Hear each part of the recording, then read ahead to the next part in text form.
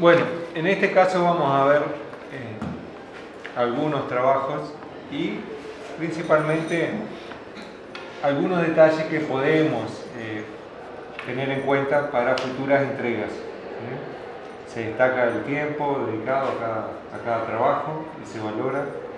¿Sí? Y partimos de la base que siempre es un proceso, todo es un proceso, ¿no? Y como les decía anteriormente, lo importante es qué es lo que nosotros queremos construir en el mensaje.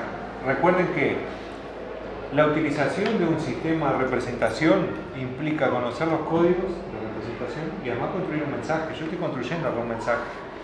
Este mensaje, para ser decodificado, o sea, por la persona que vaya a ser decodificado, implica utilizar determinados códigos. Esos códigos me permiten, ¿no?, reinterpretar ese mensaje. Yo puedo decodificarlo si conozco esos códigos.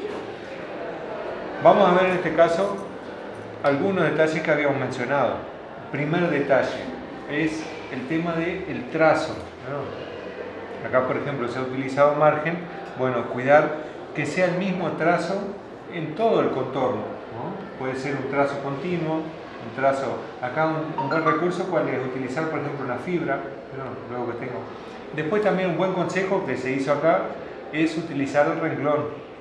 Utilizar un renglón que incluso, qué increíble que es esto, o sea, dejar ese renglón, no borrarlo, sino que lo dejo y lo que hace es darme mayor unidad al texto también, ¿no? Evita que las letras muchas veces me den esa sensación de sueltas en la lámina, ¿no? Podría, si quería, también aplicar acá el recurso del renglón, ¿no?, dejándolo, ¿eh? Vieron que hasta ahora estamos únicamente en la parte formal. En cuanto a la letra normalizada, algo que nos ocurre muchas veces que tendemos a verticalizar la letra. Empezamos comenzando a escribirla con determinada inclinación, pero a veces puede ser que alguna letra se me vaya volviendo un poco más vertical. Eso es un tema de práctica, ¿sí? Y después un consejo que siempre les doy, ¿cuál es? Cuando estoy escribiendo, no pensar que estoy escribiendo, sino que estoy dibujando la letra, ¿sí? Esta letra la estoy dibujando, en el sentido que cada letra tengo que tomarme el tiempo. Cuando yo escribo, no pienso tanto en la forma, cuando estoy escribiendo, no pienso mucho en la forma, ¿sí? Más allá, si quiero comunicar algo, expresarlo para que alguien lo decodifique, sí, pero es indudable cuando nosotros estamos tomando un apunte, lo que nos interesa es el registro escrito. Ahora, cuando estamos trabajando en la representación técnica, piensen en eso, que cada letra estoy dibujándola, no la estoy escribiendo como tal, ¿eh? Implica otro proceso, aparte de escribirlo. Después, algo que puedo prescindir es, por ejemplo, las unidades en las líneas proyectantes, ¿sí? Puedo representar únicamente las líneas proyectantes y prescindir de esas líneas proyectantes. Y cuidar la perpendicularidad. Por ejemplo, en este caso, esta línea con esta otra.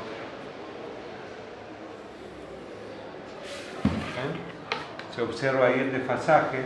Cuidar eso. Es más común que me ocurra eso cuando son segmentos de recta cortos. Cuando son segmentos de recta cortos, es más probable incluso que yo pierda la verticalidad, porque muchas veces incluso lo que hago es esto, es colocar la escuadra sobre la línea de tierra, y trazar a partir de allí, ¿sí? Entonces, por eso es importante tener una misma horizontal, lo que les comentaba hoy, una misma horizontal donde trasladar todas mis perpendiculares. Acá lo que estoy haciendo es utilizar esta horizontal, es la misma horizontal para todas, por lo tanto hay más probabilidad de que me queden perpendiculares todas y que además me queden paralelas, que eso es lo que quiero también, ¿no? Y después algunos detalles que siempre me ocurren, ¿no?, que son muy comunes, por ejemplo, borrar algún elemento de la escuadra al desplazarla, como les comentaba, ¿no?, pliegues en la hoja, que además hay otro tema en cuanto al formato. si yo utilizo una hoja muy grande, hay más probabilidades también de que me ocurran esto. En cambio, si estoy utilizando este tamaño de hoja, ¿no? Hay menos probabilidades. ¿Por qué? Porque es menos el área. Estoy trabajando en un área más chica. Entonces, eso lo trabajan libremente en el formato que quieran. Yo les aconsejo un formato que sea muy manual, ¿no? Por ejemplo, puede ser este formato, puede ser un octavo Waldman, pero si alguien quiere trabajar en un cuarto Waldman, trabajenlo libremente, lo que ustedes se sientan mejor. Y después, en este caso, bueno, lo mismo que hablábamos, ¿no? El tema del renglón, utilizar el renglón. Acá hay algo muy importante que es el recurso del color, eso es muy bueno. Siempre que puedan, utilicen diferentes colores, ¿verdad? Lo mismo acá. El color es un recurso didáctico impresionante, siempre, en todo sentido.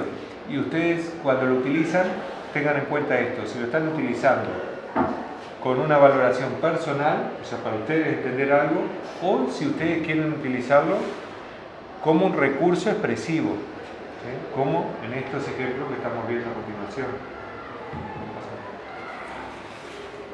Bueno, muy bien.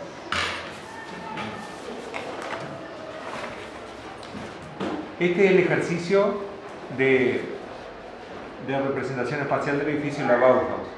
Lo habíamos estado viendo. Lo importante acá que era visualizar el conjunto de diferentes puntos de vista. Es un ejercicio de reconstrucción del espacio y de visualización, ¿no? De diferentes puntos de vista. ¿Qué puedo hacer acá? Por ejemplo, ¿tiene un sulfito?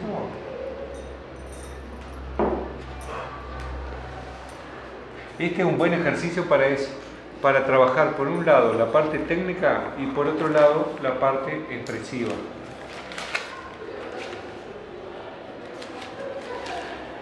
Ahora, ¿cuál es el tema? Sí. Mira, el papel de calco tiene otras cualidades que el sulfito no tiene. El sulfito tiene cualidades que el papel de calco no tiene. Son diferentes. Primero, el papel de calco es muy transparente. Yo quiero calcar algo, es bárbaro, pero yo quiero seguir trabajando arriba. Entonces esas líneas abajo las estoy viendo siempre. El papel sulfito, en cambio, yo puedo tomar una parte que quiero, pero hay otra parte que no quiero. Entonces me anula esa otra parte. ¿Sí? Me brinda también una superficie blanca para seguir trabajando. O sea que es un paso intermedio ahí. Segundo, el papel de calco es prácticamente la misma cualidad de los dos lados. Es un poquito más áspero en un lado, pero muy poquito, ¿no? El sulfito no. El sulfito es más áspero en un lado y es más liso del otro. Entonces, ¿qué me permite eso? Si yo estoy trabajando con una fibra, puedo trabajar del lado liso, ¿no? Puedo trabajar de este lado. Yo trazo acá con una fibra y es una característica, ¿no? Puedo acá empezar a trabajar así. Ahora yo quiero trabajar con lápiz de color y trabajo de este lado y el sulfito es impresionante. ¿Por qué? Porque esa rugosidad que tiene me da otra textura. ¿Tiene un lápiz de color ahí?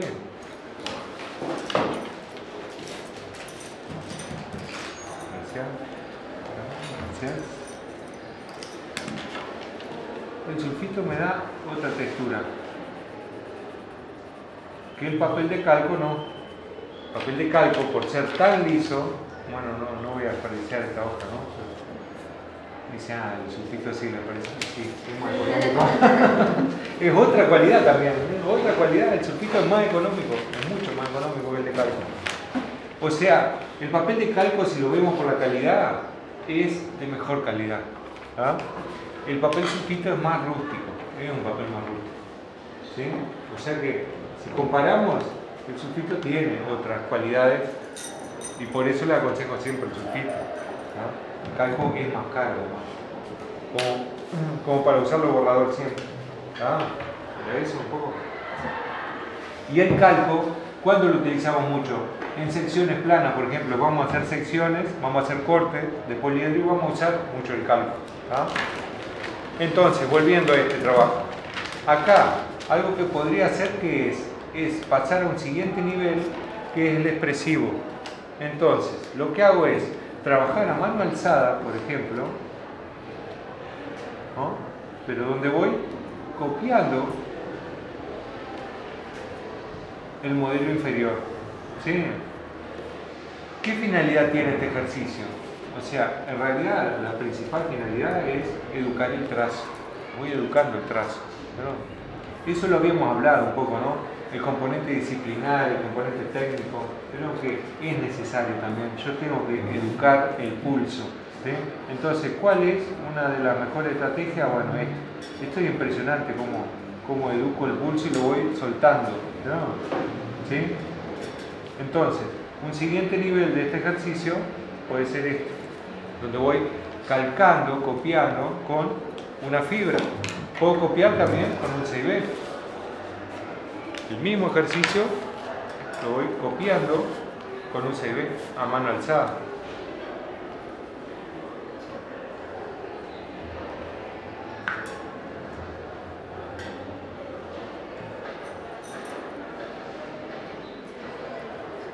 ¿Sí? Y también, si quiero, puedo agregarle otro nivel de expresión que es el interlineado.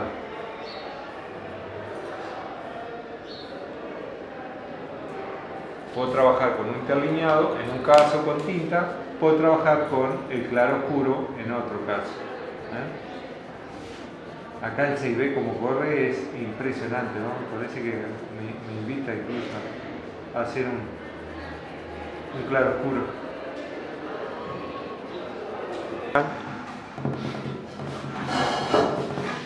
Bueno, les decía, trabajar con 12 escuadras es algo sumamente práctico, y si esas escuadras son grandes me resulta mucho más práctico. Un ejemplo puede ser, comienzo por definir mi línea de tierra.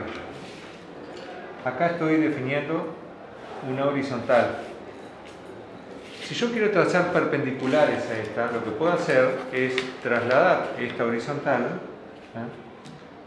tomo mi horizontal de referencia y utilizo esta para trasladar esa horizontal de referencia, ¿sí? A donde yo quiero.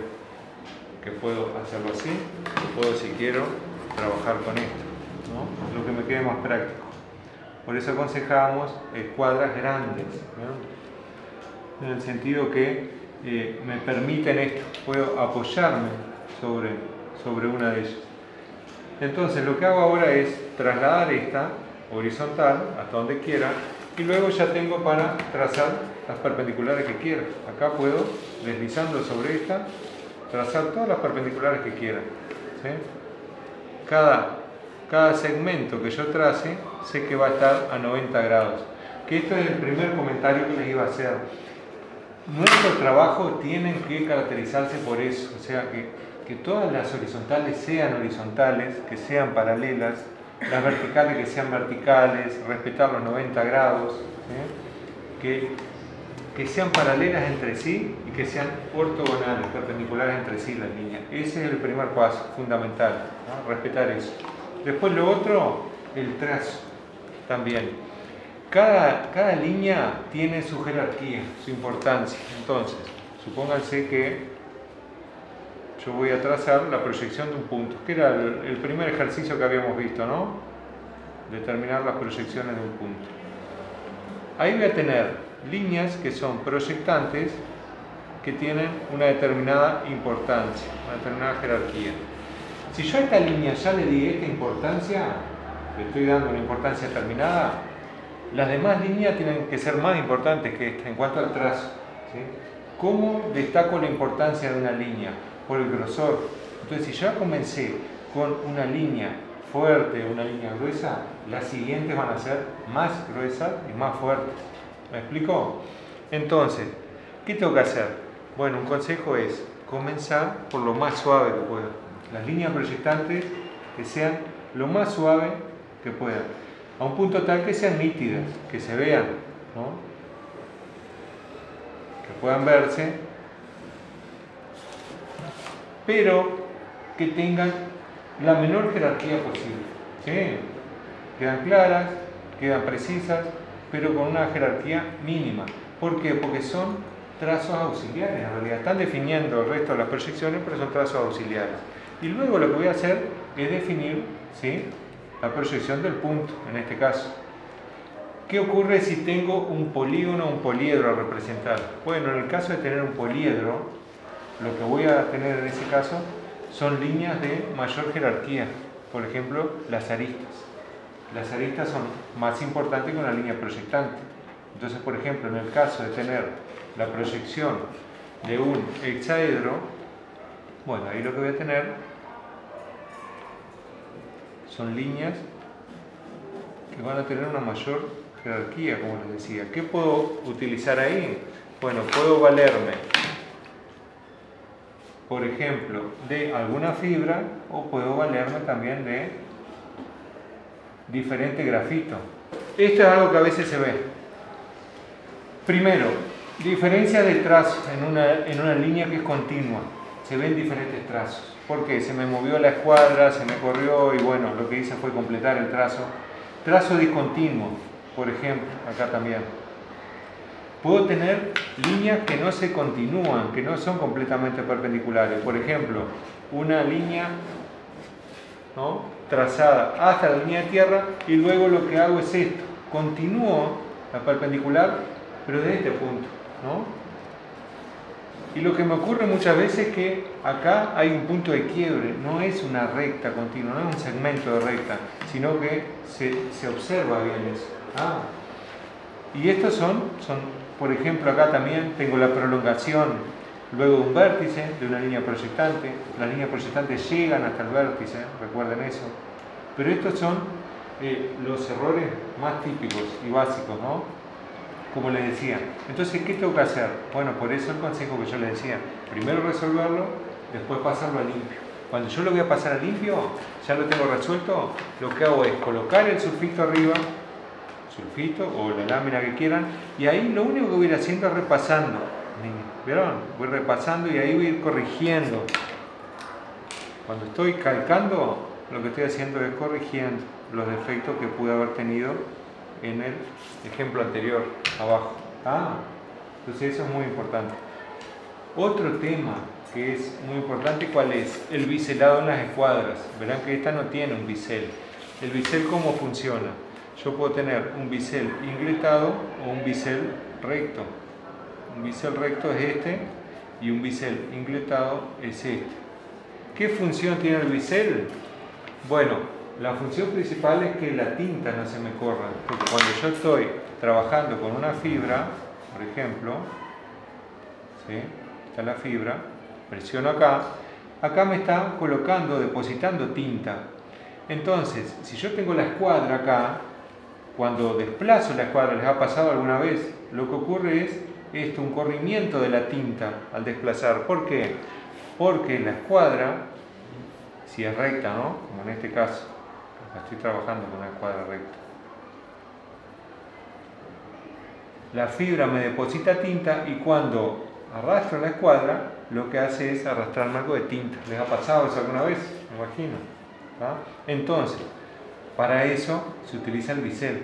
¿El bisel tiene alguna escuadra acá? ¿Hay alguna escuadra? El bisel, como les decía, puede ser recto, puede ser ingletado. Y la función principal es cuando voy a trabajar con tinta. ¿Sí? En el caso de trabajar con tinta, lo que hago, ¿ven? Este es el bisel. Lo que hago es colocar de este modo la escuadra. O sea, el bisel, ¿ven?, hacia abajo, este quiebre que tengo acá, lo que tengo que hacer es colocarlo de este modo. Así cuando trazo y desplazo, no me ocurre eso que estábamos hablando, ¿no?, que me puede ocurrir, dependiendo siempre de la fibra que utilice, ¿no? Después, otro consejo que es muy importante, ¿cuál es? Es las escuadras, limpiarlas, lavarlas. ¿Por qué? Porque una escuadra va acumulando grafito. El grafito, que son los depósitos del material del lápiz, por ejemplo. Entonces, cuando nosotros deslizamos la escuadra, ese grafito que tiene la escuadra, acá acumulado, va ensuciándome la hoja. Y hay hojas, hay trabajos que a veces observamos este tipo de suciedad que es. En realidad lo que es la acumulación del grafito. Entonces, pueden utilizar, si quieren, una goma, o lo más práctico que es colocarla debajo de la arenilla y lavarla directamente, ¿no? Lavarla porque es inevitable, además, es inevitable que cuando estemos trabajando va acumulando ese grafito, ¿no? Entonces esos son comentarios en general, hasta acá, antes de empezar, ¿vieron? Lavar las escuadras, cuidar la perpendicularidad, cuidar la horizontalidad, ¿sí?, de la lámina. El bisel cuando voy a pasar a tinta, por ejemplo. Utilizar diferentes tipos de minas. Puedo utilizar un portamina mecánico, un 0,5, un 0,7 si quieren. O puedo empezar utilizando una mina un poco más gruesa, pero más blanda. Recuerdan que el grafito lo clasificamos según la dureza, ¿no? Por ejemplo, habíamos visto algo de eso ya en el ejemplo anterior. Nosotros vamos a tener una mina HB. ¿Tienen por ahí algún portaminas? O no, el estuchecito de...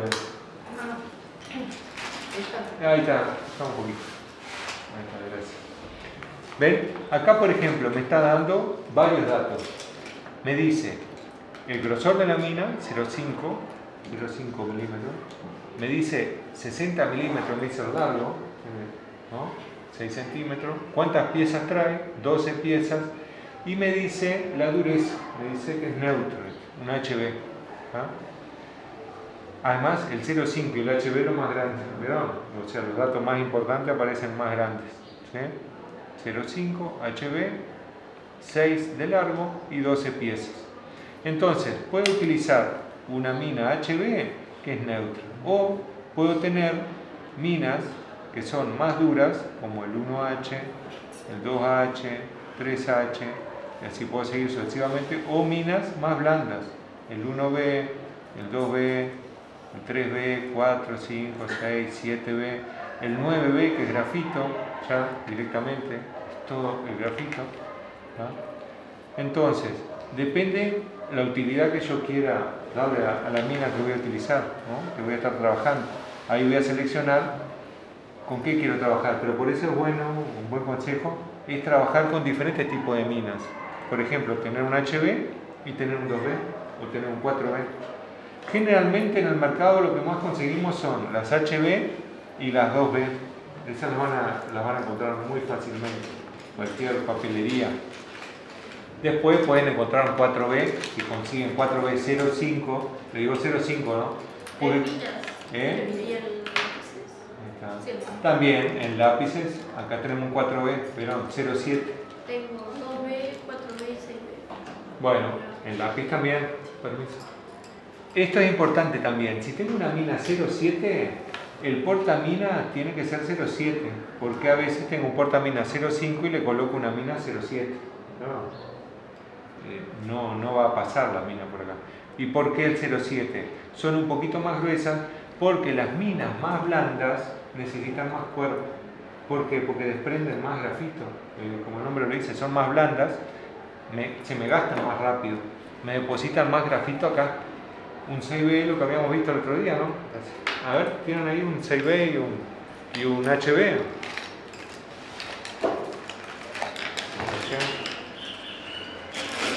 Acá tenemos un 5B y un 2B. Pero acá se ve bien, acá lo veo bien. Y estos son un 2B y un 6B. Se ve también. Y a ver, un HB si hay. Miren, sin mirar los números, solo mirando esto, ya podemos ordenarlos del más duro al más blando, solo observando esto. ¿Por qué? Porque una mina más blanda, ¿no?, necesita más cuerpo, tiene más cuerpo. Acá tengo, este es un 6B, este es un 4B, un 5B, y acá tengo los HB y 2B. Si observamos esto, van a ver en orden decreciente el tamaño de la mina, o sea, lo que ocupa, el espacio que ocupa, ¿sí? Ni que hablar si comparamos un HB con un 6B. O sea, estoy hablando del grosor, más allá que le haga punta con un sacapunta, ¿no?, el grosor que tiene la mina en sí, es mayor en un 6B, porque es una mina más blanda. Me va a depositar más grafito que un HB, por ejemplo. Y un HB yo puedo presionarlo y presionarlo, pero voy a obtener un gris oscuro. Este es un 6B, presionándolo. ¿Sí? Eso es importante también, porque cuando estoy trabajando dibujo técnico, puedo valerme de un HB para el trazado y después, si quiero, un 4B si quieren, ¿no? Para darle un poco más de jerarquía a la representación técnica. Acá también hay otro punto que es importante. ¿Qué es lo que yo quiero comunicar? ¿Cuál es el nivel de precisión y de tolerancia que yo quiero en mi representación? ¿No? Porque la proyección cilíndrica ortogonal puede ser un elemento muy técnico o también puede ser un elemento muy expresivo, como por ejemplo podemos ver en este caso. Acá lo que tenemos son ejemplos donde la proyección cilíndrica ortogonal es utilizada como un recurso expresivo impresionante, ¿no? y además aunado a el uso del color también. Pero eso puedo tenerlo también en la proyección cilíndrica ortogonal como un recurso completamente técnico, cuando quiero transmitir un mensaje técnico, por ejemplo, para la construcción de una pieza, a un mecánico tornero, a un carpintero, tiene que ser lo más técnico posible, como por ejemplo en estos casos. Bien.